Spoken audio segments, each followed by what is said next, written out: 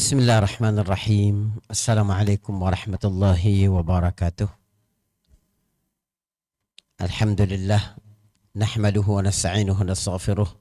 Wa na'udzu billahi min syururi anfusina wa sayyiati a'malina. Man yahdihillahu fala mudilla lahu wa man yudlil fala hadiya lahu. Asyhadu an la ilaha illallah wahdahu la syarika lahu wa asyhadu anna Muhammadan 'abduhu wa rasuluh. Allahumma salli wa sallim wa barik ala nabil huda wa ala alihi wa ashabihi wa man walah, amma ba'd. Ibu-ibu yang dirahmati Allah subhanahu wa ta'ala, alhamdulillah Allah subhanahu wa ta'ala berikan kita kesempatan untuk berkumpul pada majlis yang mulia ini, berada di tempat yang penuh berkah insyaallah. Jadi ada amalan-amalan yang ternyata dapat menyaingi haji ya, secara pahala. Di antaranya adalah kita sama-sama mendatangi masjid untuk belajar agama.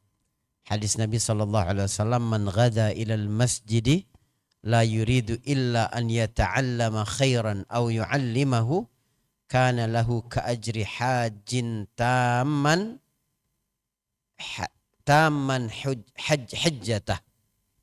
Siapa yang sengaja menuju ke masjid, dia tidak punya maksud lain kecuali untuk belajar kebaikan atau mengajarkannya, maka pahalanya seperti pahala seorang haji dengan haji yang sempurna. Jadi ini nggak perlu masa tunggu, nggak perlu DP untuk dapat kuota, tapi sedikit orang yang tertarik ke situ. Inilah baiknya Allah subhanahu wa ta'ala kepada umat Nabi sallallahu alaihi wasallam. Banyak amalan-amalan yang diberikan kepada umatnya, walaupun kita tidak dapat melaksanakannya, ada amalan-amalan lain yang setara dengan itu ya. Untuk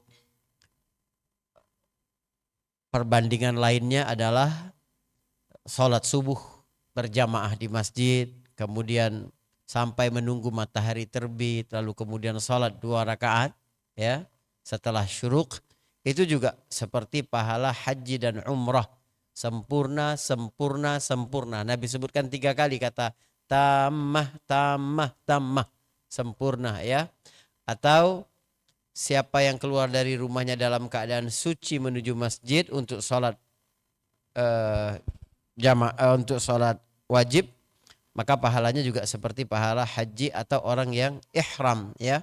Man kharaja min baitihi mutatahhiran ila salatin maktubatin fa ajruhu ka ajril hajjil muhrim.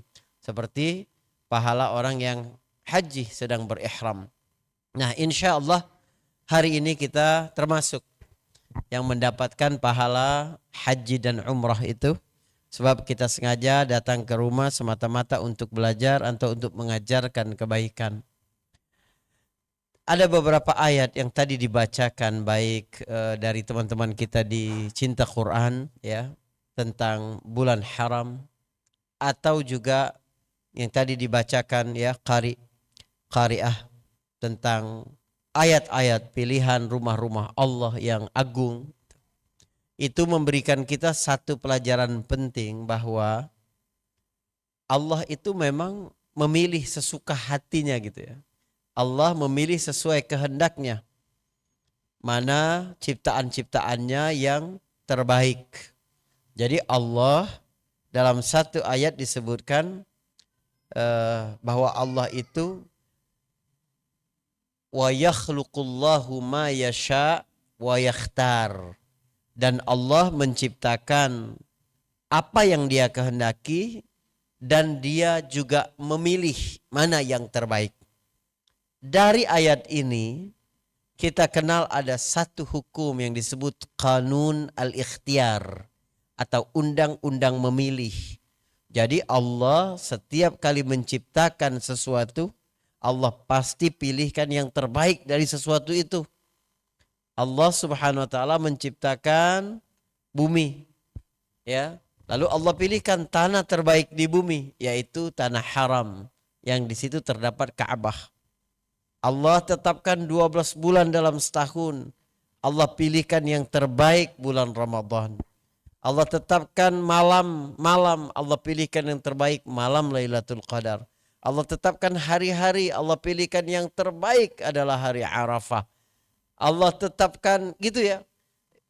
Para nabi dan rasul Allah pilihkan yang terbaik, Nabi Muhammad sallallahu alaihi wasallam. Allah ciptakan para malaikat, Allah pilihkan yang terbaik, malaikat Jibril. Selalu begitu. Allah juga tetapkan bulan-bulan, Allah pilihkan bulan-bulan yang terbaik adalah bulan-bulan yang haram. Jadi kita memang sebagai umat muslim harus melek, harus punya kesadaran tentang mana benda-benda yang dipilih oleh Allah itu, yang diagungkan oleh Allah, yang menjadi syiar. Syiar itu keagungan Allah Subhanahu wa taala yang dia tampakkan pada benda-benda.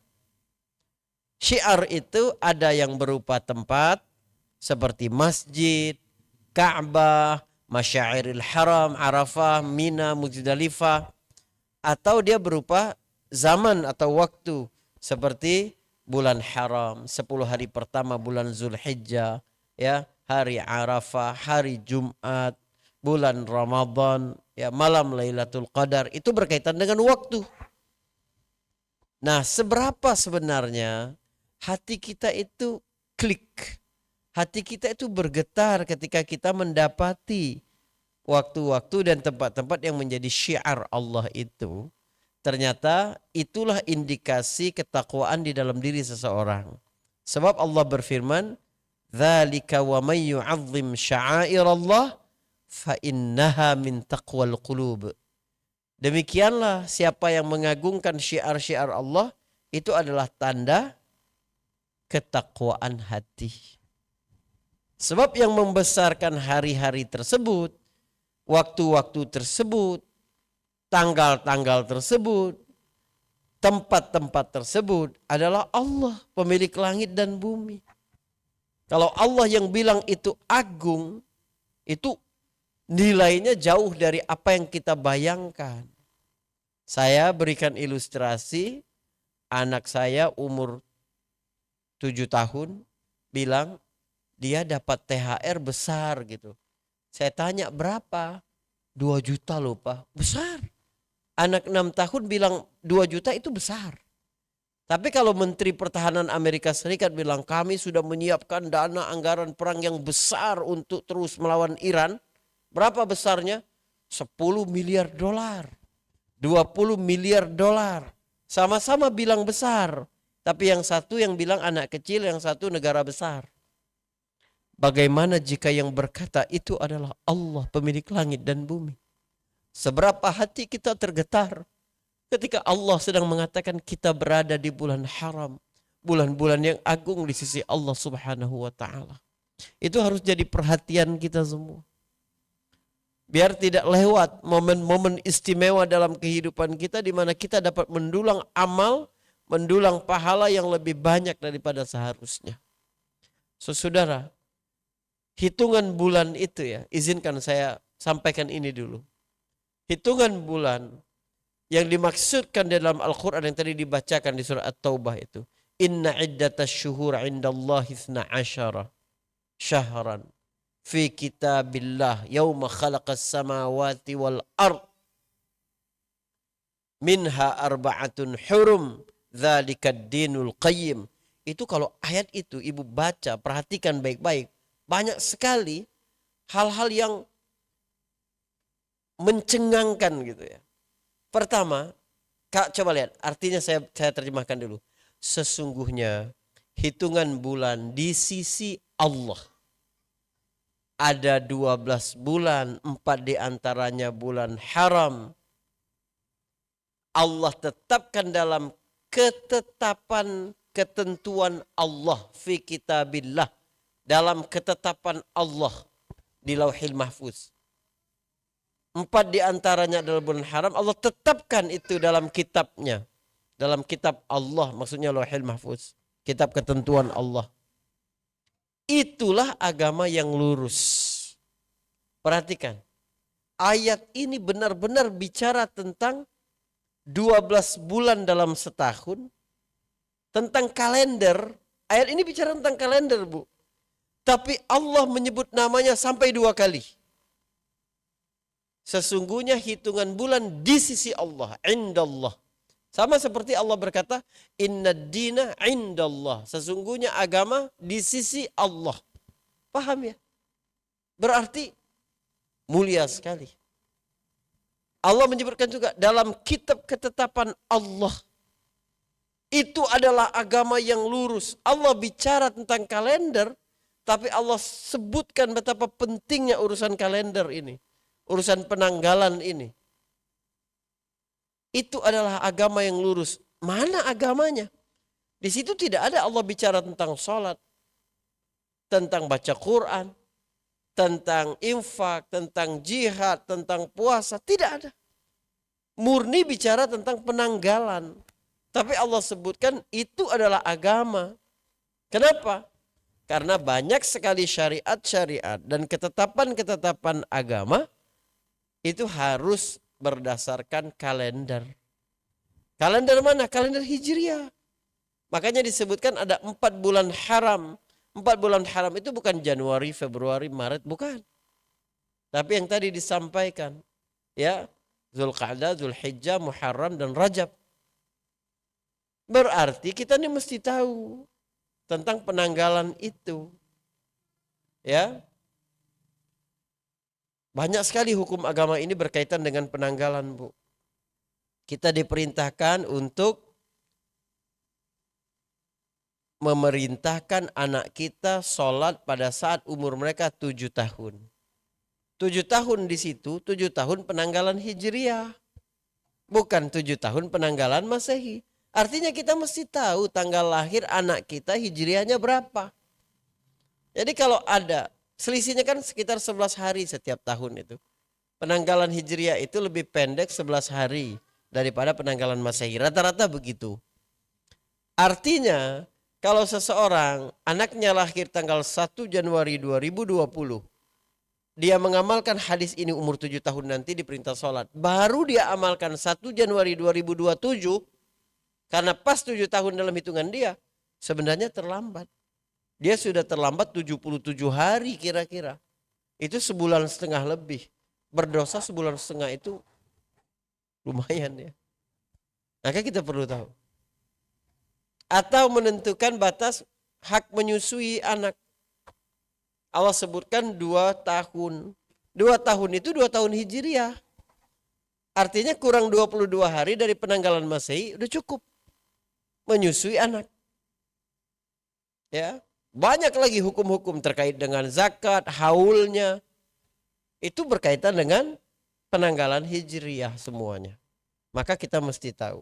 Nah, ini adalah cara kita juga mengetahui mana tanggal-tanggal yang menjadi tanggal-tanggal pilihan, tanggal-tanggal yang agung di sisi Allah Subhanahu wa taala. Sekarang baru kita bicara tentang tempatnya. Bagaimana kita melihat rumah Allah, secara khusus Ka'bah, tapi secara umum semua rumah Allah sebenarnya harus menjadi pusat gravitasi yang menarik kita ke sana. Ya. Allah Subhanahu wa taala berfirman, "Wa idz ja'alnal baita mathabatan lin-nasi wa amna." Ingatlah dan ingatlah ketika kami jadikan al-bait, nama lain dari Baitullah, al-bait adalah tempat kembali manusia, mathabah, ruju' artinya tempat seseorang balik. Artinya dunia yang jauh dari rumah Allah Subhanahu wa taala, berapapun mewahnya, berapapun megahnya, maka dia meletihkan. Seperti kita berada di luar. Kita di luar ya, asik gimana pun, pergi kemana Anda, tempat di luar. Tempat liburan atau tempat ibadah, atau tempat belanja gitu ya. Tetap aja capek pengen pulang ke rumah. Allah menyebutkan Baitullah, Ka'bah itu adalah tempat pulang manusia semuanya. Dan kita merasakan betul bagaimana ketika berada di Baitullah itu perasaan kita menjadi tenang. Walaupun tidak ada apa-apa secara fisik, tidak ada apa-apa. Kecuali seonggok bangunan sederhana sekali. Dinding Ka'bah itu bukan dari marmer yang ya mewah seperti ornamen-ornamen di Masjidil Haram, itu bukan. Bahkan ukurannya pun ibu-ibu semua, kalau Anda perhatikan Ka'bah itu tidak simetrik. Jadi setiap sisi Ka'bah itu punya panjang yang berbeda loh. Dia bukan benar-benar segi empat atau benar-benar persegi panjang, tidak. Semua sisi Ka'bah itu dindingnya, panjangnya itu tidak sama. Karena memang bukan fisik yang dipentingkan. Itu adalah simbol, benar-benar simbol. Bahwa kita mengarahkan arah yang satu sebagai umat yang satu, namun kita menyembah Allah hanya sebagai simbol. Buktinya, kalau kamu tidak tahu arah kiblat, kamu sah kok sholat kemana saja. Tidak ada bedanya. Dan kita yang berada jauh, ya, Ka'bah itu kiblat bagi yang ada di dalam masjid. Lalu kemudian di luar masjid cukup menghadap ke masjid. Yang berada di luar Mekah cukup mengarah ke Mekah. Kalau kita ini harus mengarah kepada Ka'bah yang kecil bidangnya itu, kita susah sekali mau sah sholatnya. Ya, kemanapun kamu menghadap kata Allah, maka di situ kamu akan menemukan wajah Allah. Fa'ainama tuwallu wujuhakum fathamma wajhullah. Kemanapun kamu menghadap, bahwa kita menyembah Allah Subhanahu wa ta'ala. Makanya secara fisik bangunan itu tidak ada apa-apanya. Bahkan cara Allah memilih tempatnya. Allah memilih di Mekah itu simbol sekali. Bahwa kita benar-benar ke sana menginginkan Allah Subhanahu wa ta'ala.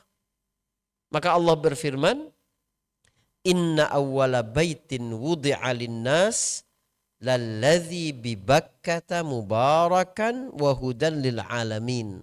Ya, di surah, sebentar.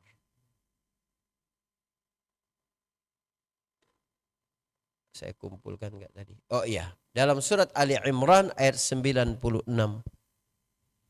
Sesungguhnya rumah pertama yang dibuat untuk manusia adalah yang ada di Bakkah itu, penuh dengan keberkahan dan menjadi petunjuk bagi alam semesta, bagi seluruh semesta.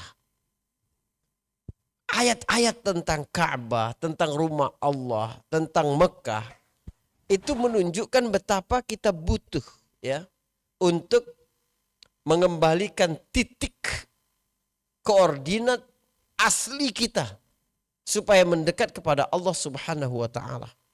Di surat Ali Imran ini Allah menyebutkan sesungguhnya rumah pertama yang dibangun oleh Allah untuk manusia di muka bumi.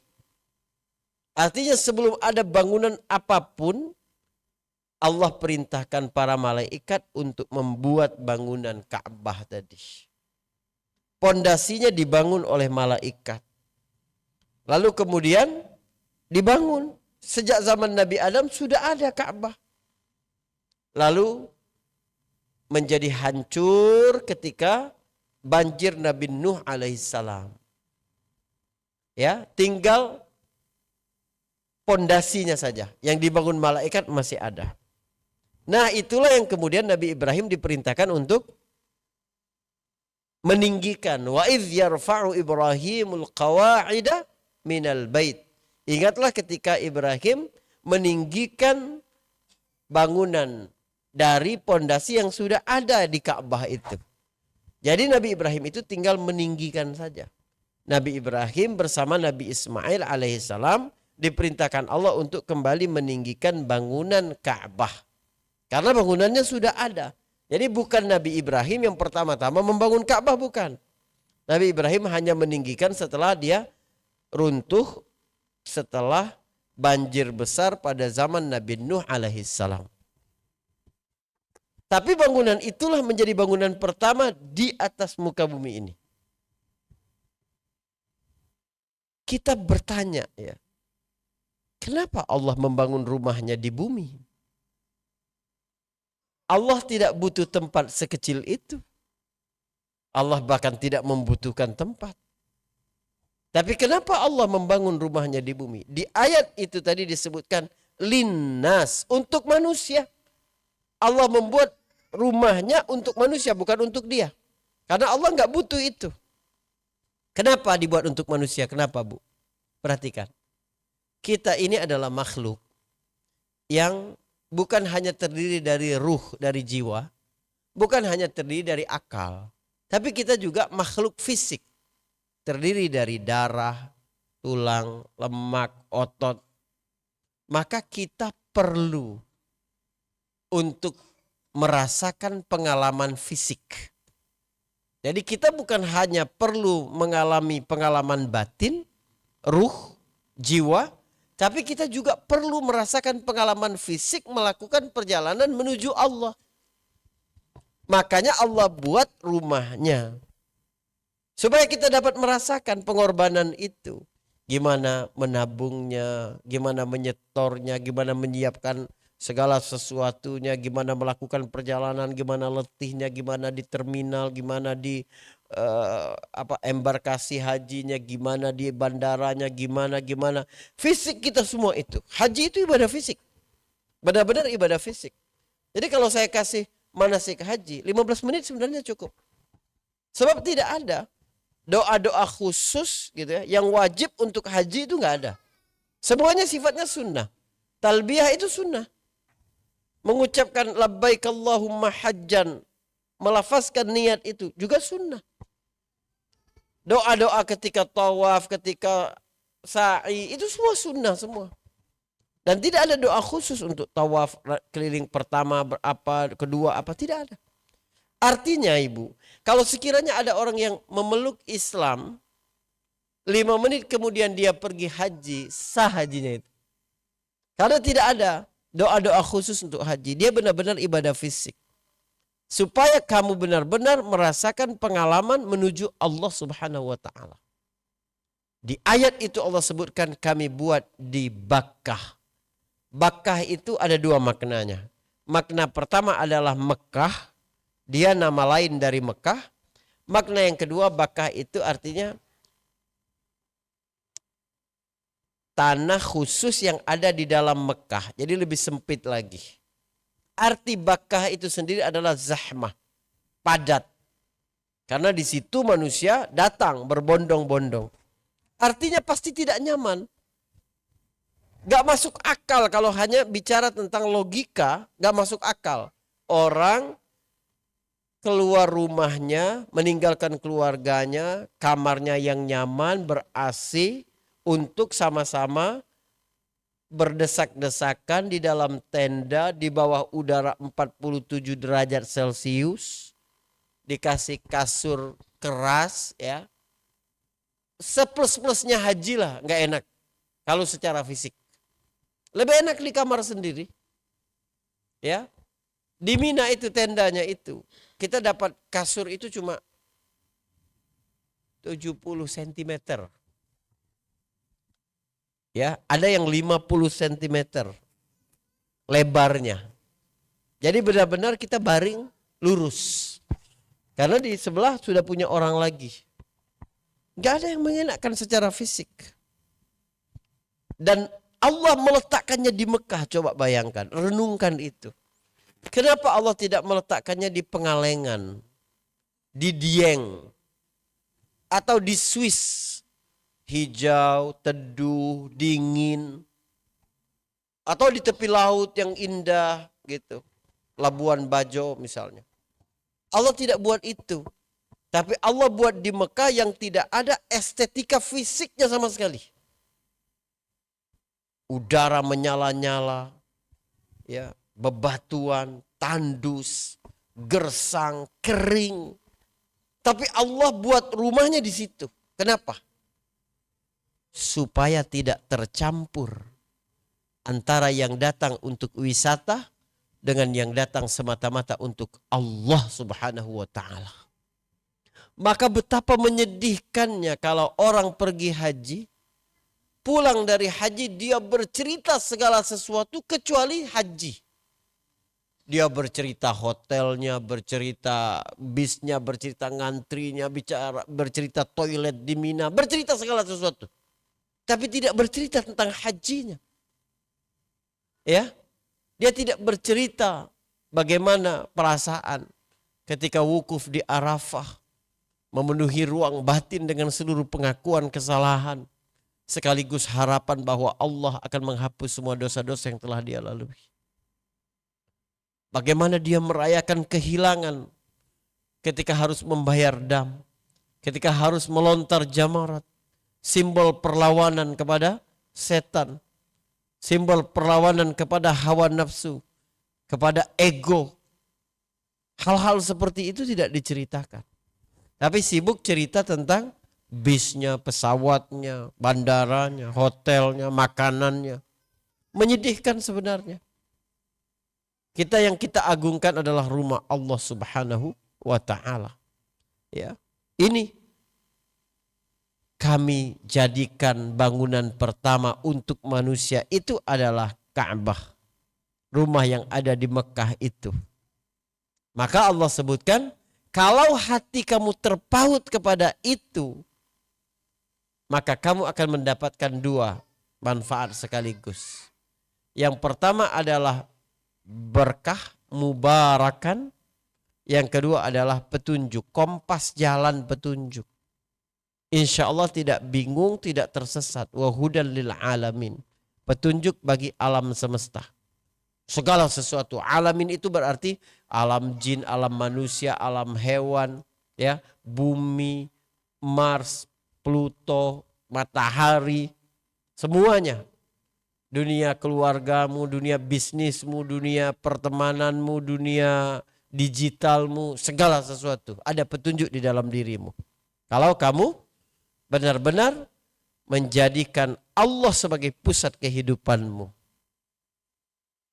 Ini yang harus kita tanamkan. Yang pertama tadi apa? Barakah, keberkahan. Ketika seseorang menjadikan pusat gravitasinya adalah Allah, pusat kehidupannya adalah Allah Subhanahu wa ta'ala, maka hidupnya itu berkah, Bu. Apa maksudnya menjadikan Allah sebagai pusat kehidupan itu apa? Artinya seluruh aktivitas kita itu, dari mulai perencanaan sampai pelaksanaan, sampai evaluasi, ukurannya adalah ridho Allah apa tidak. Jadi ketika kita mau melakukan sesuatu, kita bukan memikirkan untungnya bagi saya apa. Ya. Apa yang bisa saya dapatkan, resikonya bagi saya apa. Bukan itu yang kita pikirkan. Yang kita pikirkan adalah Allah ridho atau tidak dengan apa yang kulakukan ini. Apa yang aku peroleh dari pahala di sisi Allah kalau aku melakukan ini? Halal apa tidak ini di sisi Allah Subhanahu wa ta'ala? Mendatangkan manfaat bagi manusia atau justru menzalimi manusia kalau aku ambil ini? Itu keberkahan. Bukan berpikir untung ruginya pada diri kita, bukan. Lihat Abu Bakar As-Siddiq, ya. Ketika ini menjadikan Allah sebagai pusat gravitasi hidup. Bukan menjadikan keuntungan diri, bukan. Kita ini bergerak kalau berpikir ada untungnya apa bagi aku. Kalau nggak ada untungnya, maka aku tidak mau lakukan itu. Na'udzubillah min zalik.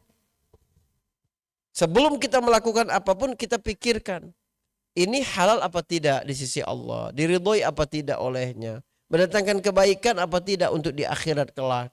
Itu menjadikan Allah sebagai pusat kehidupan. Ketika kita memutuskan perkara, kita mikirnya itu.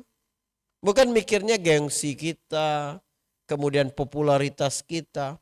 Mengerikan ya kalau ibu-ibu tahu bagaimana orang yang hidup menjadi influencer seperti mesin bergerak sesuai algoritma.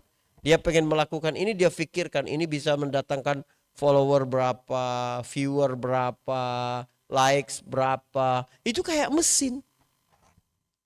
Tapi kita sebagai orang mukmin, kita melakukan itu, seberapa kita bisa dapat pahala di sisi Allah.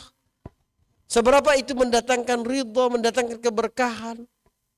Bukan berpikir keuntungan bagi diri kita. Abu Bakar As-Siddiq radhiyallahu an, ketika Nabi datang kepadanya dan berkata bahwa Abu Bakar, aku sudah diizinkan untuk hijrah, diperintahkan oleh Allah untuk hijrah, kata Nabi. Hijrah, Bu. Hijrah itu apa? Memang pergi keluar dari Mekah, tidak tahu lagi balik apa enggak. Dan orang-orang musyrik ketika itu sedang mengintip Nabi SAW. Kalau melakukan gerakan apa sedikit akan diancam, dibunuh oleh mereka. Jadi hijrah itu perjalanan paling bahaya. Meninggalkan kampung halaman dengan seluruh keluarga, bisnis. Itu yang ditinggalkan para sahabat. Makanya Nabi pada 2 tahun pertama di Madinah itu kesulitan ekonomi luar biasa. Karena aset-aset para pedagang di Mekah yang menjadi sahabat Nabi yang hijrah ke Madinah itu ditinggalkan di Mekah. Nggak boleh, ditahan oleh orang Quraisy. Secara logika manusia itu nggak menguntungkan. Tapi kita sekarang bukan lagi bergerak, bukan lagi mengambil keputusan berdasarkan keuntungan bagiku apa, bukan. Tapi seberapa itu dapat mendatangkan keridhaan Allah. Begitu Abu Bakar mendengar Rasulullah berkata, aku sudah diizinkan untuk keluar hijrah dari Mekah, tanpa fikir panjang Abu Bakar menawarkan diri untuk menjadi teman Rasulullah dalam perjalanan penuh bahaya itu. Abu Bakar berkata, as-suhba ya Rasulullah. Biarkan aku yang menemanimu ya Rasulullah. Coba bayangkan. Abu Bakar ini seorang pedagang, pebisnis besar. Artinya, kalau tiba-tiba Nabi berkata kita keluar hijrah, tinggalkan Mekah. Abu Bakar bilang, aku yang menemanimu ya Rasulullah. Abu Bakar itu bukan gak kefikiran. Dia masih punya rapat-rapat penting dengan rekan-rekan bisnisnya. Masih punya invoice-invoice yang belum dia tagihkan. Masih ada barang-barang yang belum di packing ya untuk para pembeli. Itu gimana nanti itu semua? Belum lagi keluarganya, anak-anaknya. Apa yang dia tinggalkan untuk mereka? Dia tinggalkan Allah dan Rasulnya. Abu Bakar tidak berpikir untung rugi bagi dia lagi. Tapi seberapa ada kesempatan untuk mendatangkan ridho Allah. Mendatangkan pahala. Itu yang harus menjadi pusat gravitasi kehidupan kita. Yaitu Allah Subhanahu wa ta'ala. Dan itulah yang menenangkan hati. Ada penelitian ya. Ini penelitian paling panjang tentang manusia dilakukan oleh Harvard. Baru pengumuman itu. Selama 88 tahun meneliti tentang manusia. Termasuk Gen Z pada hari ini. Ya, 80% di antara mereka itu pengen kaya. 50% pengen terkenal. Ternyata kebahagiaan bukan dari kekayaan. Bukan juga dari terkenal, bukan. Tapi ketenangan hati. Ketika seseorang sampai kepada satu pengalaman spiritual. Hidup yang bermakna. Bahwa hidup kita pada hari ini tidak ada artinya sama sekali. Bill Gates di akhir hidupnya menyebutkan bahwa tidak ada artinya sama sekali. Seluruh yang dia peroleh itu tidak mendatangkan apa-apa. Kosong, hampa itu. Begitu juga kita dapat menjawab pertanyaan mengapa orang-orang yang ternama, hidupnya mewah, ya dipuja-puji oleh manusia, tapi berakhir bunuh diri dalam hidupnya. Artinya popularitas tidak mendatangkan apa-apa. Harta juga pada waktunya akan kita sadari tidak punya makna apa-apa. Akan datang Bu, pasti akan datang hari di mana kita melihat dunia itu nggak ada apa-apanya. Tapi seberapa ikatan hubungan kita dengan Allah Subhanahu wa ta'ala. Dan Allah menyebutkan itu 1500 tahun yang lalu. Sebelum manusia dijebak oleh kehidupan yang hedonis. Sebelum manusia dijebak oleh perburuan kepada popularitas, viralitas, validasi. Sebelum itu Allah berkata, alladzina amanu wa tatma'innu qulubuhum bidzikrillah. Ala bidzikrillahi tatma'innul qulub. Dalam surat Ar-Ra'd ayat 28. Orang-orang yang beriman dan hatinya menjadi tenang dengan ingat Allah. Ketahuilah dengan ingat Allah lah hati kita menjadi tenang. Perhatikan. Ingat Allah. Ya. Kita ini sering lupa sama Allah. Menjalani semua peran kehidupan kita ini merasa bahwa kita yang mengontrol segala sesuatu. Berapa waktu lalu saya dapat nasihat. ya dari guru Buya Yahya, Gurunda Buya Yahya. Kita kadang para ustadz ini juga nggak ingat sama Allah.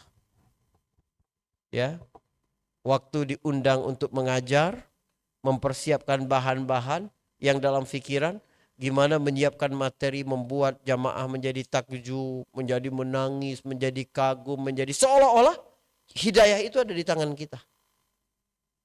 Padahal Imam Nawawi dulu sebelum ceramah, sebelum mengisi kajian, dia sholat hajat dulu 2 rakaat kepada Allah. Kata Buya Yahya, minta semoga yang dia sampaikan itu bisa menjadi jalan hidayah manusia. Karena yang memberi hidayah adalah Allah Subhanahu wa taala. Sehebat apapun kita menyusun kata-kata ya, tapi hidayah bukan datang dari situ. Kalau sekadar mendatangkan kekaguman nggak apa-apa, bisa kita mungkin. Tapi ada orang yang ketika sudah mendengar kita bicara, lebih punya harapan kepada Allah, lebih takut untuk bermaksiat kepada Allah, lebih disiplin dalam beribadah, lebih mencintai Rasulnya, lebih memahami ayat-ayat Allah Subhanahu wa taala. Itu anugerah yang besar sekali di sisi Allah Subhanahu wa taala. Kita harus ingat nama Allah. Begitu juga sebagai kepala keluarga. Kita merasa bahwa para suami merasa dia yang menghidupi keluarganya. Sehingga kalau karirnya berakhir, kemudian pekerjaannya di PHK dia, atau dia tidak dapat jabatan tertentu, atau mendekati masa pensiun, bingung. Seolah-olah selama ini yang memberi rezeki anak-anaknya adalah dia. Kalau aku kehilangan pekerjaan ini, aku nggak bisa lakukan itu. Oh, dia sudah menjadikan dirinya sebagai sentral dalam hidup. Seolah-olah dialah yang menjadi pusat kehidupan. Keluarganya bergantung sama dia. Tidak. Kita ini mencari nafkah hanya menjalankan kewajiban. Tapi rizki sudah ditentukan oleh Allah Subhanahu wa taala. Kita faham tentang Allah adalah pusat segala sesuatu, membuat kita tenang ketika kita mencari rizki.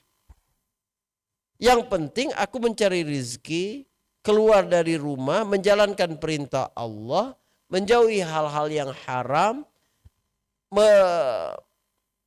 menelisik, ya, meneliti mana jalan-jalan yang halal, mana bagian-bagian yang tidak syubhat.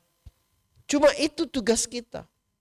Tapi kapan rezeki itu datang, dalam bentuk apa, berapa jumlahnya, itu urusan Allah. Sudah Allah tetapkan, jangan kita nggak yakin. Kita sebagai ibu, sebagai madrasah bagi anak-anak kita, kita juga harus tanamkan itu kepada anak sejak mereka kecil. Jangan kita bilang ke anak kita kalau ayahnya kerja itu, papa kerja dulu cari duit. Jangan. Nanti anak itu yang terbayang kalau dapat duit karena ayahnya hebat.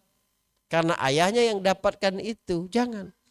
Bilang ke anak, ya, papa kerja dulu ya nak, menjalankan perintah Allah. Waktu papanya bawa pulang uang, bilang ke anak-anaknya, papa dapat rezeki dari Allah. Jadi anak itu tidak menjadikan hidupnya tergantung kepada dirimu. Tapi sejak kecil sudah tergantung kepada Allah Subhanahu wa taala. Ini cara kita mendidik anak-anak kita itu. Menjadikan sentral kehidupan mereka adalah Allah Subhanahu wa taala. Dan itu mendatangkan keberkahan. Berkah itu apa? Berkah itu kebaikan Allah yang terus menerus, tidak terputus.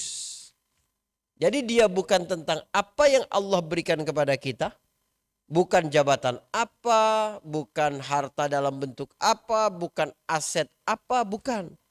Tapi seberapa pemberian-pemberian Allah itu memberikan nilai kebaikan, menjadi wasilah pahala kita di sisi Allah. Jadi bukan seberapa harta yang kita dapatkan, namun seberapa harta itu dapat membantu kita melakukan kebaikan. Dengan harta itu kita bisa berinfak, kita bisa menyekolahkan anak kita, mengajarkannya Al-Quran. Dengan harta itu kita dapat berbakti kepada kedua orang tua, Dengan harta itu kita dapat liburan bareng keluarga biar bisa membangun kedekatan, biar bisa mendidik mereka, biar mereka lebih mendengar kita, biar mereka merasa ya kita menyayangi mereka sehingga pengaruh kita di depan mereka juga bagus. Harus begitu terus. Ya. Jadi apapun pemberian Allah kepadamu itu sifatnya hanya ujian. Tapi ketika kamu dapat menggunakannya untuk kebaikan, dapat mengkonversinya jadi pahala, itu baru nikmat. Jadi nikmat itu bukan pemberian Allah ke kitanya. Tapi bagaimana kita menjadikan nikmat itu untuk sesuatu yang mendatangkan ridho Allah, pahala dari Allah, ya menjadi pengantar kita ke surga, itu baru jadi nikmat. Kalau tidak, semua pemberian Allah itu ujian. Ya. Huwallazi khalaqal mauta wal hayata liyabluwakum ayyukum ahsanu amala. Seluruh hidup kita ini adalah ujian dari Allah untuk melihat siapa yang lebih baik amalannya. Ketika kita dapat gunakan itu dengan baik, baru dia jadi nikmat. Telinga kita ujian dari Allah. Pendengaran kita ujian dari Allah. Tapi ketika kita menggunakannya untuk mendengar Al-Quran, mendengar nasihat, mendengar kajian, nikmat tuh telingamu. Tapi kalau kamu gunakan untuk dengerin hal-hal yang melalaikan, ghibah, namimah, ya, hal-hal yang buruk, maka pendengaranmu menjadi kecelakaan bagimu, bencana bagimu. Matamu yang sehat, pemberian dari Allah, itu adalah ujian. Kamu dapat gunakan itu untuk membaca Al-Quran, untuk merenungi alam semesta ini, mengingat Allah Subhanahu wa Ta'ala. Maka matamu adalah nikmat, mendatangkan keberkahan bagimu. Jadi kata kuncinya adalah bukan apa yang Allah berikan, tapi untuk apa kita gunakan pemberian-pemberian Allah itu. Jadi sentral hidup kita, mulai dari kita merencanakan sampai bagaimana kita menghabiskannya, itu adalah ukurannya seberapa Allah Subhanahu wa Ta'ala ridha, seberapa dia sesuai dengan ketentuan Allah Subhanahu wa Ta'ala. Dan itu mendatangkan keberkahan. Yang kedua adalah hudan lil alamin, petunjuk. Artinya hidup kita itu nggak bakal bingung. Kita itu akan selalu berada di dalam petunjuk Allah Subhanahu wa Ta'ala. Manusia sekarang itu bingung tanpa pegangan. Akhirnya FOMO, akhirnya latah. Orang melakukan begini, kita mau begitu juga. Ternyata itu mendatangkan ketidakstabilan bagi jiwa, membuat kita makin takut, membuat kita terjerat dengan hutang. Tapi kalau kita berpusat kepada Allah Subhanahu wa Ta'ala, apapun yang kita lakukan itu, yang kita pikirkan adalah ada enggak hak Allah yang dilanggar, ada enggak manusia yang dizalimi, ada enggak aturan-aturan Allah yang kita abaikan. Kalau itu yang menjadi pikiran-pikiran kita ketika memutuskan satu perkara, maka kita tuh enggak bakal bingung hidup kita. Dalam Al-Quran Allah menyebutkan dalam dua versi. Pertama, dalam surah Al-Baqarah Allah berkata, "Faman tabi'a hudaya fala khaufun 'alaihim walahum yahzanun." Siapa yang mengikuti petunjukku, maka dia tidak mungkin ada rasa takut yang berlebihan, tidak pula ada kesedihan yang mendalam. Takut itu sesuatu yang negatif menghadapi masa depan. Semua jenis ketakutan menghadapi masa depan seperti overthinking, ya. Berpikir nanti gimana, kalau ini begini gimana, itu bagi orang yang mengikuti petunjuk Allah dia tidak ada rasa itu. Ketakutan menghadapi masa depan tidak ada, kesedihan karena masa lalu juga tidak ada. Gak ada penyesalan yang berkepanjangan. Kenapa kemarin aku tidak ambil ini? Coba kemarin aku beli emas sebelum naik. Coba ini kemarin aku ginikan. Coba kemarin aku gak jual rumahnya. Coba kemarin. Gitu terus. Kenapa ada kesedihan-kesedihan itu? Karena kita tidak mengikuti petunjuk Allah Subhanahu wa Ta'ala. Petunjuk itu bukan hanya berkaitan dengan amalan-amalan fisik. Termasuk cara berpikir. Mindset kita. Jadi mindset yang menjadikan Allah sebagai pusat kehidupan, dia di atas kesadaran bahwa segala sesuatu sudah ditetapkan Allah yang terbaik untuk hikmah yang terbaik. Itu kita menjadikan tauhid sebagai kompas kehidupan. Jadi tauhid itu bukan cuma ucapan lisan la ilaha illallah Muhammadur Rasulullah, bukan. Tapi bagaimana kita, ya, tadi saya ngantar anak sekolah. Dia mau ujian PAI, Pendidikan Agama Islam. Pak, ini nanti disuruh esai loh Pak, dia bilang. Jawab pertanyaan, dia bilang. Syirik itu apa, tauhid itu apa, dia bilang. Kalau papa gimana jawabnya? Dia bilang gitu. Ya, saya bilang syirik itu ya tidak menyekutukan Allah dalam artian tidak berharap kepada sesuatu yang selain Allah lebih besar dari harapan kepada Allah.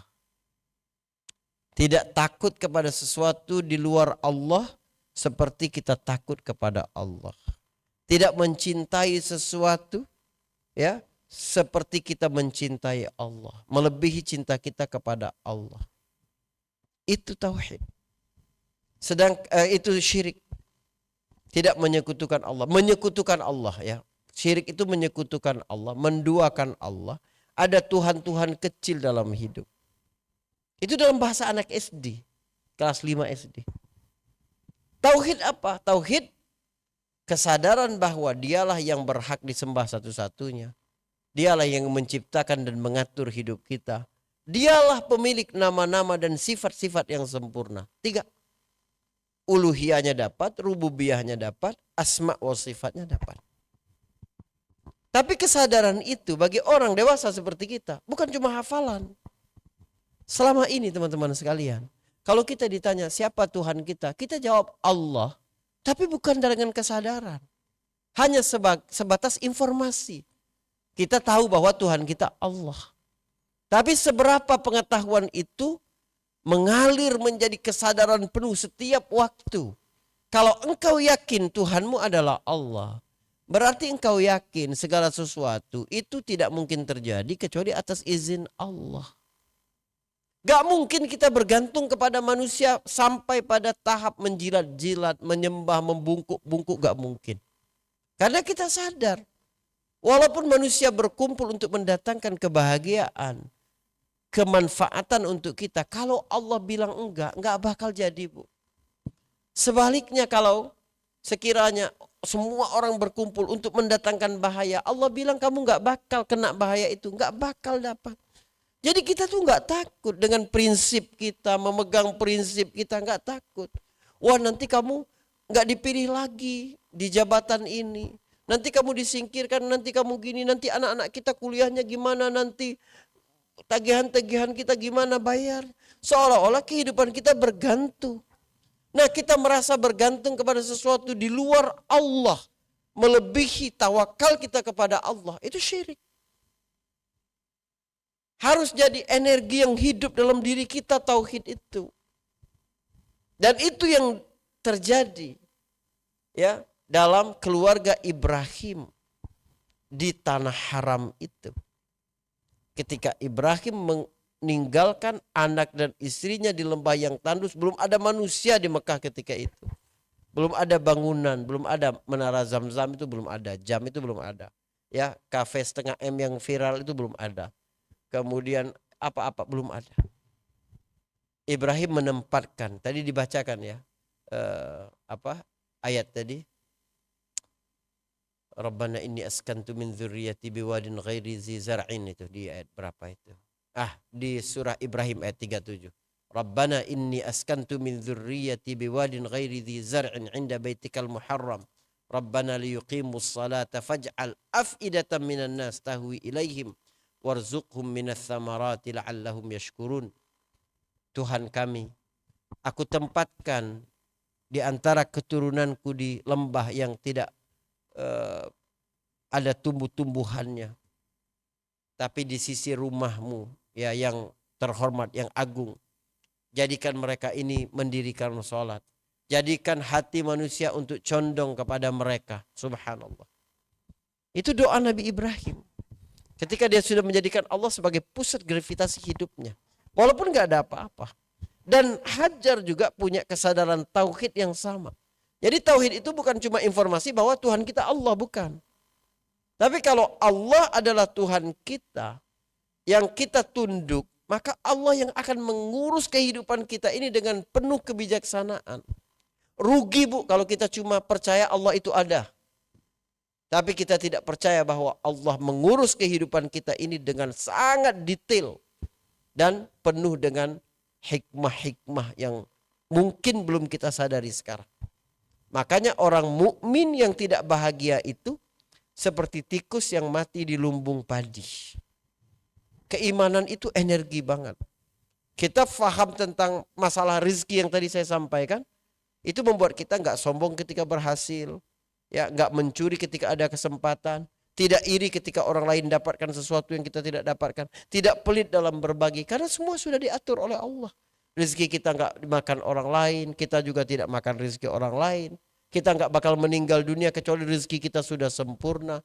Nggak bakal ada ribut-ribut urusan waris, pengkhianatan dalam bisnis, ya korupsi ketika menjabat. Nggak ada. Karena kita sadar nggak mungkin itu menambah rezeki kita. Karena rezeki sudah ditentukan oleh Allah Subhanahu Wa Taala. Kita hidup bukan bergantung dengan sumber pendapatan kita, dengan bisnis kita, dengan karir kita. Itu menenangkan. Kita cukup menjalani itu semua karena kita menjalankan syariat Allah. Sama ketika kita sakit, anak kita sakit. Kita menjalankan perintah Allah, perintah nabinya untuk berobat. Tapi kita sadar yang menyembuhkan itu Allah, bukan dokter. Ya. Jadi jangan sampai gimana obat ini nanti nggak bisa nyembuhin, nanti nggak usah. Tugasmu adalah berobat udah. Tapi kamu jangan lupa berdoa, yang menyembuhkan adalah Allah. Ya Allah, hamba sudah melakukan ikhtiar terbaik untuk anak hamba. Tolong sembuhkan anak hamba yang Allah, angkat penyakitnya. Itu tenang hati kita. Jadi kita tidak menjadikan dokter sebagai pusat kehidupan. Tidak menjadikan kantor sebagai pusat kehidupan. Tidak menjadikan bisnis sebagai pusat kehidupan. Tidak menjadikan atasan sebagai pusat kehidupan. Tidak menjadikan suami sebagai pusat kehidupan. Rapuh hidup kita kalau kita bersandar kepada sesuatu yang fana, yang tidak abadi. Tapi ketika kita menyandarkan kepada Allah, memiliki segalanya, punya sifat Rahman dan Rahim, tidak akan melanggar janjinya, tenang hati kita. Itu tauhid. Itulah hati yang selalu terikat dengan rumah Allah Subhanahu Wa Taala, dengan Ka'bah, dengan ketaatan, dengan pengorbanan, dengan tauhid yang sesungguhnya. Ya, ini pelajaran-pelajaran yang dapat kita ambil, ya, supaya kita kembali memusatkan kehidupan kita kepada Allah, bukan kepada keberhasilan kita, ego kita, kepentingan kita, dan itu insya Allah akan menanamkan ketenangan yang luar biasa di dalam diri kita. Mungkin ini pengantar kita pada pagi hari ini. Jazakumullah khairan.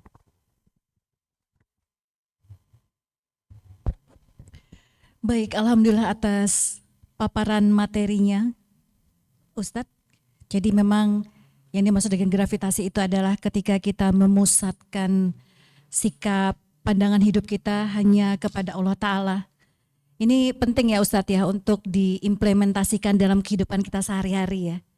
Ketika kita mengalami suatu masalah, kemudian mau mengeksekusi atau memutuskan apa yang akan kita lakukan, maka yang menjadi daya timbangnya itu adalah ini untuk Allah, apa untuk manusia. Ini demi dukungan manusia, biar citra kita terlihat baik, atau demi Allah. Karena kalau kita memprioritaskan Allah, itu pasti akan ada ujiannya ya Ustadz ya. Gak mungkin jalan menuju Allah itu mulus ya. Pasti akan diuji dengan mungkin hujatan, mungkin ya banyak hal ya yang terjadi seperti itu. Baik, ini kita akan buka sesi tanya jawab. Silakan bagi yang akan bertanya. Boleh dikasih mikrofonnya, ada lagi? Gak ada ya? Gak ada. Baik. Izin.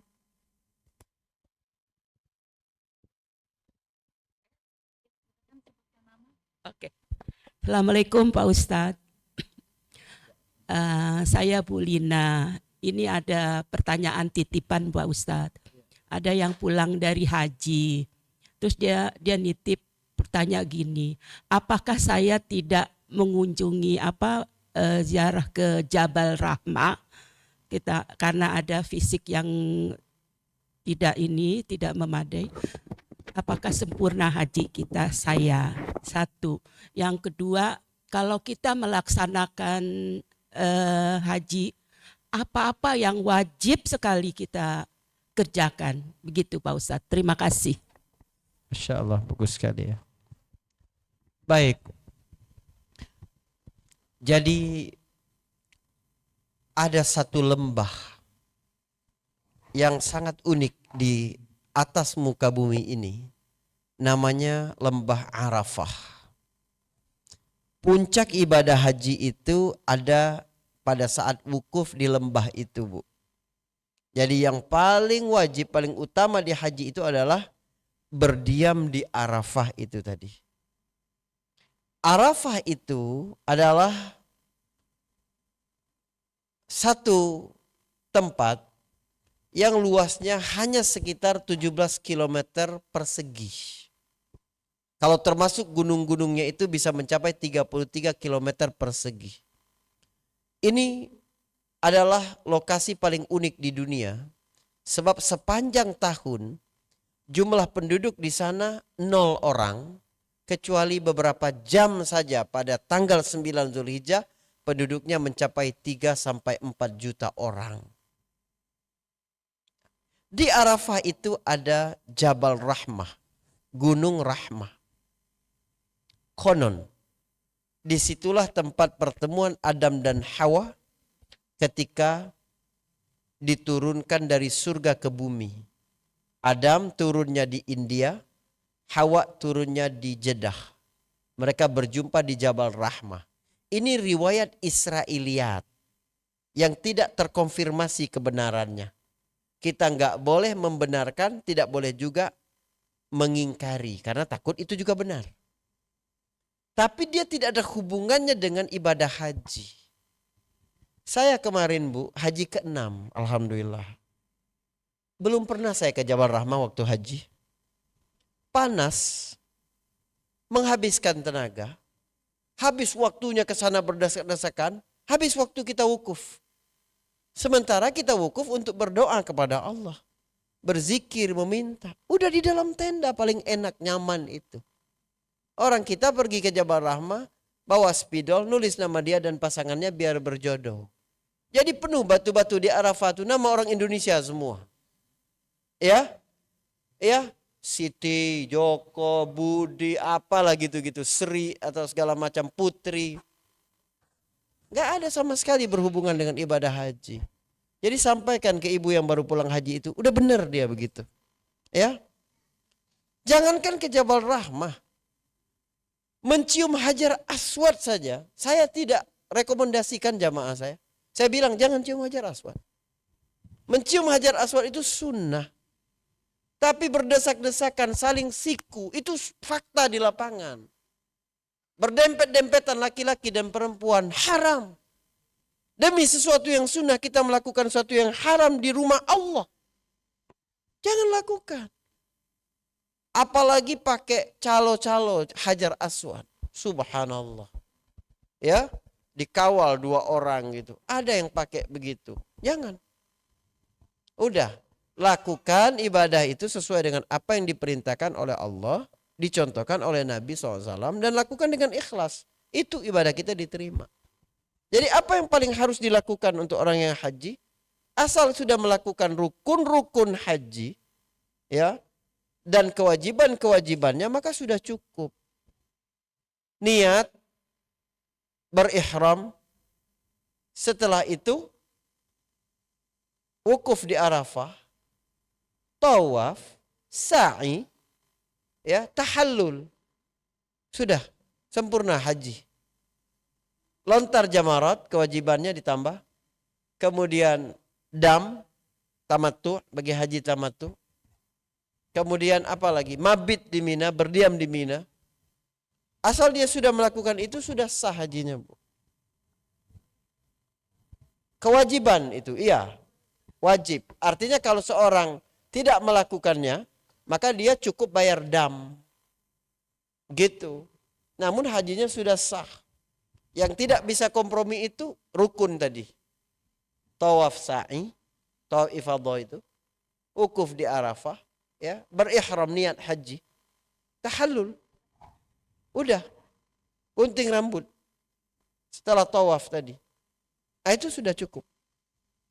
Ya, itu rukun dalam ibadah haji. Ada yang mempersulit macam-macam. Enggak. Haji itu mudah sebenarnya. Ditakut-takuti kita macam-macam gitu ya. Insya Allah. Ya, cuma memang ketika wukuf itu kita enggak boleh ada perasaan dosa kita tidak diampuni oleh Allah. Enggak boleh. Sebanyak apapun dosa di masa lalu ketika wukuf, kita yakin Allah mengundang kita ke sini untuk mengampuni semua dosa kita. Karena Allah sebut, seluruh hamba yang berada di situ, Allah ampuni semua dosanya. Seperti hari dilahirkan oleh ibunya kembali. Itu. Ya, barakallahu fikum. Yang lain silakan. Baik Ibu, silakan.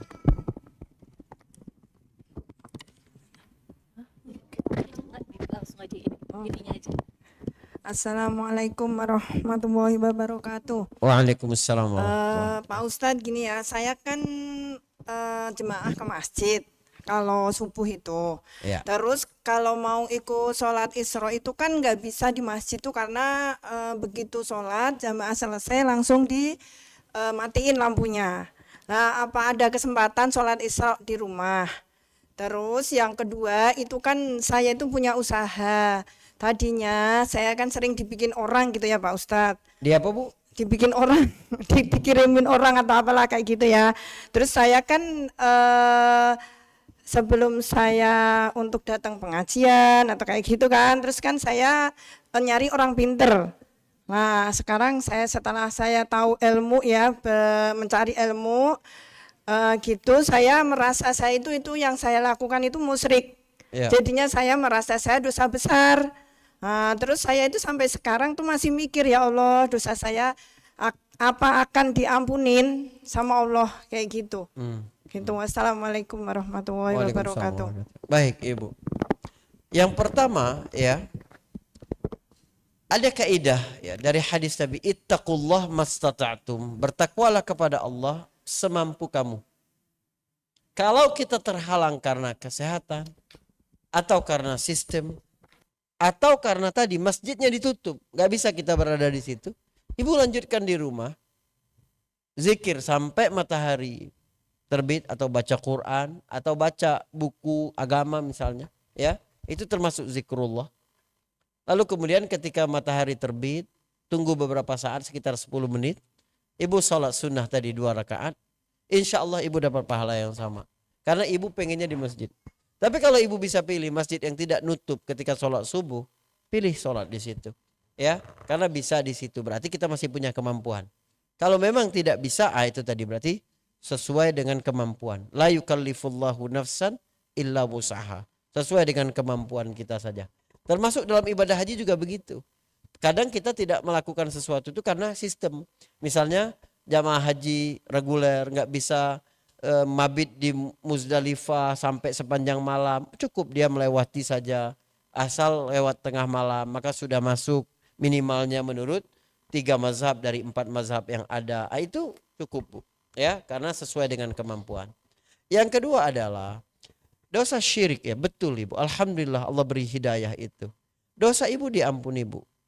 Jadi yang dimaksud dengan Allah mengampuni semua dosa kecuali syirik, itu adalah potensi diampuni tanpa meminta ampun. Jadi dosa-dosa kita ini dengan haji, dengan umrah, dengan apa, itu diampuni oleh Allah. Kecuali syirik. Kalau syirik Allah nggak ngampun. Kecuali kita taubat. Kalau taubat Allah ampuni. Jangankan syirik, murtad saja, orang masuk Islam lagi, diampuni oleh Allah. Ya, kekufurannya tadi dihapus sama Allah Subhanahu wa taala. Sah Islamnya.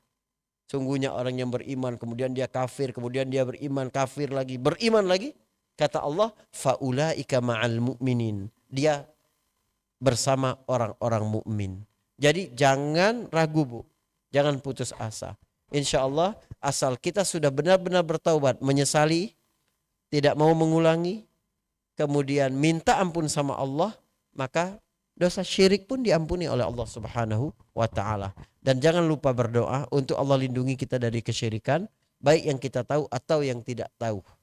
Ya. Berdoa bahasa Indonesia saja kalau tidak hafal, yang redaksi diajarkan Nabi. Allahumma inni a'udzubika min an usyrika bika wa ana a'lam wa astaghfiruka lima la a'lam. Ya Allah, aku berlindung kepadamu dari kesyirikan yang aku ketahui. Aku mohon ampun kalau ada aku melakukan kesyirikan tanpa aku sadari.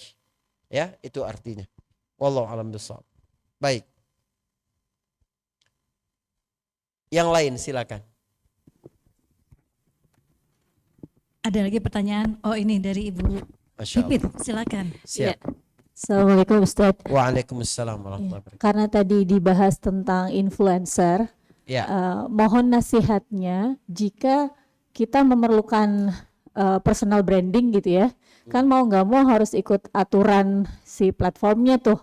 Nah, gimana supaya nggak terjebak dalam jadi salah gitu. Jadi Ya, mohon nasihatnya. baik, bagus sekali ya. Sebenarnya harta, jabatan, kemudian popularitas itu adalah prestasi-prestasi duniawi yang tidak aib kalau kita lakukan untuk keuntungan di akhirat kita. Tidak aib menjadi kaya, tidak aib. Tapi kalau dengan kekayaan itu menjauhkan kita dari akhirat, itu yang aib. Nabi Sulaiman adalah orang yang paling kaya pada masanya, sekaligus orang yang paling bertakwa. Ya, jangan salah kita merasa bahwa orang miskin pasti lebih bertakwa, tidak. Jadi apa yang perlu kita lakukan? Kita mengusahakan berikhtiar untuk mendapatkan harta sebanyak mungkin supaya kita dapat menjalankan ibadah-ibadah semaksimal mungkin. Niatkan untuk dapat harta itu biar bisa wakaf, ya, bangun masjid bersama cinta Quran, ya, untuk bisa pergi haji, untuk bisa umroh, untuk bisa berinfak, untuk bisa berbakti kepada kedua orang tua, untuk bisa menjalin silaturahim, untuk dapat menyenangkan anak istri, karena paling baik sedekah kepada istri dan anak-anak. Itu yang kita lakukan. Begitu juga kalau memang harus untuk memperluas dakwah kita, orang lebih mengenal Allah Subhanahu wa taala, harus kalau kamu lebih populer, lebih viral, maka makin banyak orang yang menonton videomu dan itu bermanfaat untuk mereka, membantu mereka, memberi manfaat. Makin banyak orang yang mendapat manfaat dari kita, makin baik. Khairun nas anfa'uhum linnas. Niatkan untuk itu.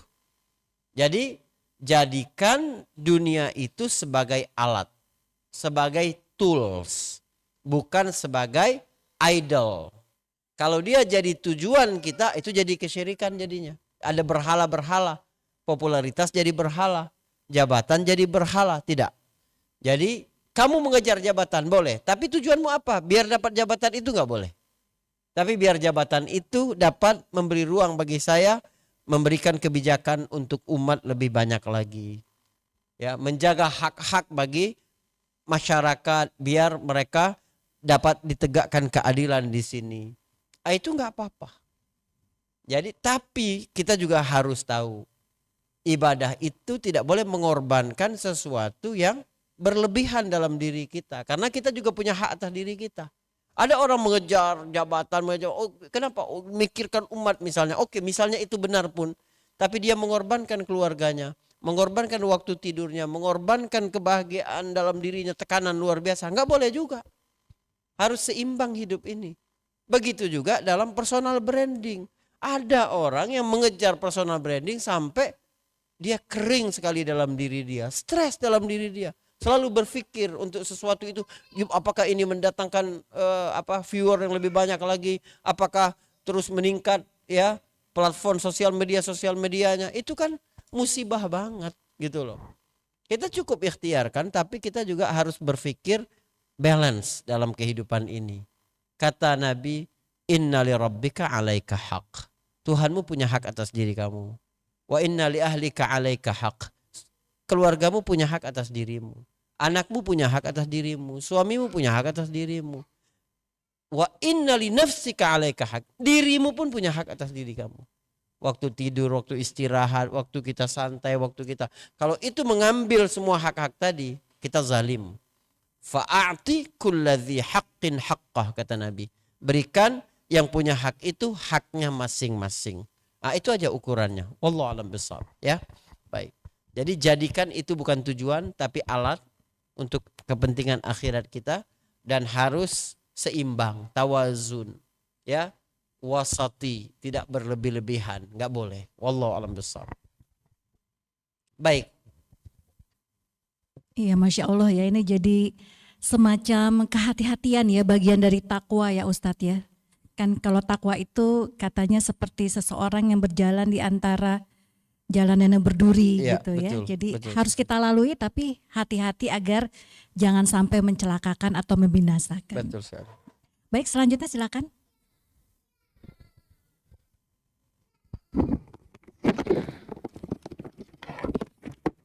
Assalamualaikum warahmatullahi wabarakatuh. Waalaikumsalam. Mungkin melanjutkan tadi pertanyaan dari Teh Pipit yang Ya. sebelumnya, Ustadz, Ya. tadi mengenai kita boleh berikhtiar untuk mendapatkan apa ya istilahnya ketenangan hanya di dunia. Tapi apakah berikhtiar yang berlebihan, tetapi seperti sekarang ini kan banyak berita-berita bagaimana nanti kalau blackout kita harus mempersiapkan ini, mempersiapkan itu, bagaimana apakah dengan ikhtiar kita untuk menghadapi hal itu bentuk ketidakpercayaan kita pada takdir Allah. Itu saja sih Ustaz. Baik, Terima bagus kasih. sekali pertanyaannya. Jadi perhatikan ibu-ibu, ini rumus penting dalam hidup ya. Apa yang menjadi wilayah kita harus kita maksimalkan seoptimal mungkin. Tapi apa yang menjadi wilayah Allah itu jangan kita campurkan. Jangan campur tangan dengan yang menjadi urusan Allah. Melaksanakan tahapan-tahapan, proses-proses itu wilayah kita. Tapi menentukan hasil itu wilayah Allah. Jadi maksimalkan pada proses, tapi kamu serahkan sepenuhnya hasil sama Allah. Jangan sampai kita melakukan proses untuk menyandera hasil kepada Allah. Hasil itu pokoknya urusan Allah, bukan urusan kita. Kita sering sekali burn out, stres gitu ya. Kenapa? Karena kita memikirkan hasil. Akhirnya kita kecewa kalau tidak sesuai dengan hasil. Kita ngomong begini, ya Allah, aku sudah jadi orang baik loh di kantor, tapi kok difitnah. Jadi orang baik itu proses, ikhtiarmu. Tapi bebas dari fitnah itu urusan Allah. Nabimu adalah orang yang paling jujur tapi disebut pendusta. Orang yang paling sempurna akalnya tapi disebut gila. Menjadi orang baik bukan jaminan bahwa kamu tidak diuji. Ya, atau kita bilang aku sudah sungguh-sungguh tapi kok gagal. Lah, siapa yang memastikan kalau sungguh-sungguh pasti berhasil? Enggak. Kita menjalankan hukum sebab akibat itu. Allah buat hukum sebab akibat di dunia ini. Siapa sungguh-sungguh dia berhasil. Oke, itu hukum sebab akibat. Hemat pangkal kaya gitu ya. Itu hukum sebab akibat tuh. Hukum sebab akibat itu hanya sebagai pola, mohon maaf. Hanya sebagai pola. Bukan untuk menyandera Allah hasilnya harus seperti itu. Buktinya Allah suka merusak hukum sebab akibat. Kadang ada sebab tidak terjadi akibat. Kadang tanpa sebab terjadi akibat. Ya, Nabi Ibrahim dimasukkan ke dalam api sebab. Tidak terjadi akibat, tidak terbakar. Allah ingin kasih tahu, api itu cuma sebab. Tapi pemilik sebab itu aku. Kamu bergantung sama aku. Ya. Kadang ada sebab tidak terjadi akibat. Ada api tidak terbakar Ibrahim. Kadang sebaliknya, ada akibat tanpa sebab. Nabi Isa alaihissalam lahir tanpa ada hubungan suami istri. Tanpa sebab. Dalam hidup juga begitu. Dua orang menikah, periksa ke dokter, lakinya sehat, istrinya sehat. Bertahun-tahun gak punya anak. Allah ingin kasih tahu, anak itu bukan dari kalian, tapi dari aku. Kalian cuma menjalankan sebab. Itu dilatih diri kita untuk jangan ngambil alih urusan Allah. Hasil urusan Allah. Urusan kita adalah menjalankan proses. Urusan kita memberi nasihat. Urusan Allah memberi hidayah. Urusan kita mencari nafkah. Urusan Allah memberi rizki. Urusan kita berobat. Urusan Allah menyembuhkan. Jangan mencampuri urusan Allah. Tenang hidup kita. Paham ya? Itu aja Bu. Ya. Baik. Mungkin satu lagi kalau ada ya. Saya harus ke bandara ini langsung. Baik. Masih diberi kesempatan satu pertanyaan lagi. Ya insya Allah. Ada? Monggo silakan.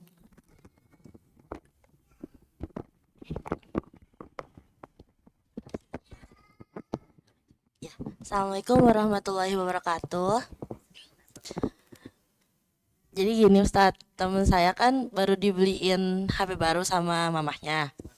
Terus abis itu dia tuh bingung gimana responnya karena tantenya ini julid banget Tat. Jadi tantenya julid. Jadi dia tuh sering kayak ngejulitinnya dengan omongan-omongan yang tidak baik gitu kan. Nah temen saya bingung gimana cara ngadepinnya soalnya selama ini dia cuma bisa diem. Menurut Ustadz gimana cara baiknya? Terima kasih. Iya, baik. Pertama begini. Allah mengakui bahwa ucapan manusia itu dapat mengubah mood kita ya. Maka Allah bilang kepada Nabi, "Wala yahzunka qauluhum." Janganlah kata-kata mereka, orang-orang Quraisy itu membuat kamu bersedih Muhammad. Artinya kata-kata itu memang dapat mengubah mood seseorang. Tapi Allah perintahkan Nabi untuk tidak terpengaruh dengan itu. Kenapa? Sebab kata-kata manusia itu tidak menentukan nasib kita, tidak. Kenapa kita rela menyerahkan remote kontrol kebahagiaan kita itu di orang lain? Kalau orang ngomong begini jadi gak senang. Kalau orang memandang kita begini jadi rusuh. Sepanjang hari kita jadi moodnya jelek. Kenapa begitu? Sementara kata-kata Allah tidak membuat kita tenang. Ada orang keluar dari rumah, pergi ke kantor dengan semangat, vibes-nya positif, pengen kerja sekarang nih kayaknya sangat ya penuh semangat dia.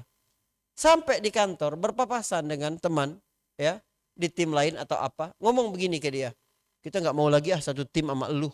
Gara-gara ucapan orang itu sepanjang hari dia murung. Padahal nasib dia bukan di tangan orang itu. Tapi kata-kata Allah yang mengatakan, wa idza sa'alaka ibadi anni fa inni qarib. Kalau hambaku bertanya kepadaku, aku dekat. Ma wadda'aka rabbuka ma qala. Tuhan enggak mungkin meninggalkan kamu. Tuhan enggak mungkin benci sama kamu. Kata-kata Allah enggak mengubah kita menjadi positif. Jadi kita harus mendudukkan, jangan mengagungkan kata-kata manusia lebih besar daripada seharusnya. Gitu. Ya. Jadi dalam hidup ini hal-hal yang bisa kita kontrol harus kita kendalikan sebaik mungkin. Tapi hal-hal yang di luar kendali kita, di luar kontrol kita, gak usah kita jadikan pikiran. Ya. Apa yang bisa kita kendalikan? Sikap kita. Ya, bagaimana kita menggunakan handphone ini dengan baik. Bagaimana kita memanfaatkannya dengan maksimal untuk kebenaran, untuk pelajaran-pelajaran, untuk pengembangan diri kita. Itu bisa kita kontrol. Tapi omongan manusia ketika ngelihat HP, ya gitu aja. Itu urusan manusia, gak usah urusan kita. Kalau kita ingin mengontrol segala sesuatu dalam hidup, kita jadi korban sepanjang hidup kita. Gak mungkin. Irda'un nas, kata orang Arab, ghayatun la tudrak. Berharap semua manusia suka sama kita, itu gak mungkin dalam hidup ini. Nabi Yusuf disenangi, disayangi sama ayahnya, jadi gak disenangi sama saudara-saudaranya. Kan begitu. Jadi dalam hidup ini gak mungkin kita berharap orang terus baik kepada kita, ya. Wallahu a'lam bishawab, ya. Baik, mungkin itu, ya. Jadi kita dalam pergaulan, dalam sikap, menerima kata-kata, dalam berproses, dalam melaksanakan ikhtiar, jadikan Allah sebagai pusat gravitasi kita, insya Allah kita bahagia, ya. Jazakumullah khairan. Baik, terima kasih Ustadz. Masya Allah ya, diskusinya menginspirasi sekali dan mencerahkan juga. Ini cocok buat ibu-ibu Mang Ustadz ya. Kita seringkali suasana hati itu jadi berubah hanya karena omongan orang. Mungkin ini menjadi sarana refleksi untuk kita ya. Yang kita lakukan ini apa gitu ya, apakah kita memang melakukan untuk Allah? Kalau kita memang menyakiti orang lain, seorang jadi benci, itu wajar ya, sunatullah ya. Tapi kalau kita tidak melakukan apapun yang merugikan orang lain ya, tidak melakukan hal-hal yang ya melampaui batas atau melanggar, ya kita percaya saja gitu bahwa Allah lah yang menjadi pusat tujuan kita. Baik Ustadz, mungkin ditutup dengan doa bersama Ustadz, doa penutup. Kita meminta kepada Allah ya dengan hati yang penuh keyakinan. Bismillahirrahmanirrahim. Alhamdulillahirabbil alamin. Allahumma shalli ala Muhammad wa ala ali Muhammad. Ya Rabbana lakal hamdu kama yanbaghi li jalali wajhika wa 'azimi sultanik. Allahumma inna nas'aluka bi anna nashhadu annaka antallah la ilaha illa antal ahadus samad alladzi lam yalid wa lam yulad wa lam yakul lahu kufuwan ahad an taghfir lana khatayana kullahu diqqahu wa jillahu. Ya Rabbana lakal hamdu kama yanbaghi li jalali wajhika wa 'azimi sultanik. Allahumma ighfir lana wa liwalidina warhamhum kama rabbawna shighara. ولجميع المسلمين والمسلمات والمؤمنين والمؤمنات الأحياء منهم والأموات إنك سميع قريب مجيب الدعوات. اللهم اجعلنا من الذين يستمعون القول فيتبعون أحسنه. اللهم إنا نسألك الهدى والتقى والعفاف والغنى ونسألك مكارم الأخلاق. اللهم إنا نسألك رضاك الجنة ونعوذ بك من سخطك والنار. اللهم إنا نسألك من خير ما سألك عبدك ونبيك محمد صلى الله عليه وسلم ونعوذ بك من شر ما عاذ به عبدك ونبيك محمد صلى الله عليه وسلم.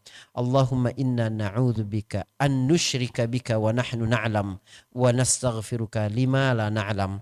اللهم إنا نعوذ بك من الهم والحزن ونعوذ بك من العجز والكسل ونعوذ بك من الجبن والبخل ونعوذ بك من غلبة الدين وقهر الرجال.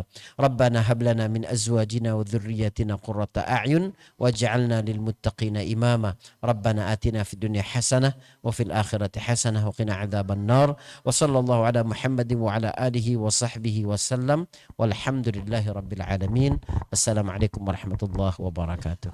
Waalaikumsalam.